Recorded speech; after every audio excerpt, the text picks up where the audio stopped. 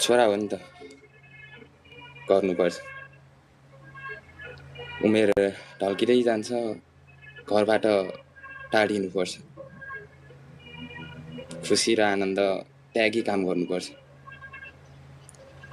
बिहे नभए पनि पहिल्यै श्रीमती अनि सन्तानको लागि कमाउनुपर्छ।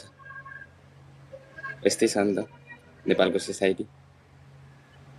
पहिले केही गरेको देखाउनुपर्छ।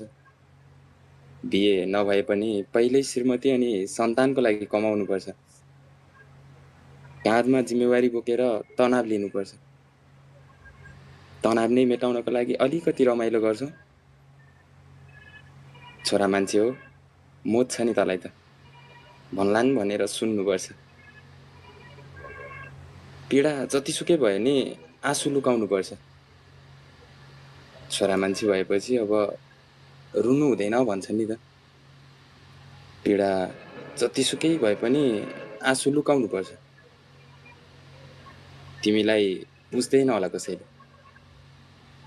तिमी आफूले आफूलाई नै बुझाउनुपर्छ।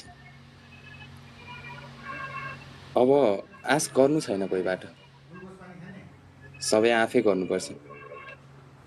अब आश गर्नु छैन कोहीबाट, सबै आफैले गर्नुपर्छ।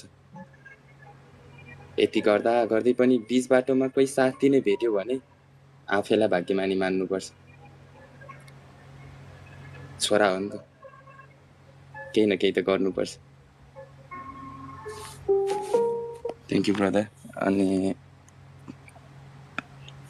एउटा छोरा मान्छे भएर जन्मिसकेपछि चाहिँ अनि यो विभिन्न अब अब्स्ट्याकल्सहरू आइपुग्छ नि त लाइफमा।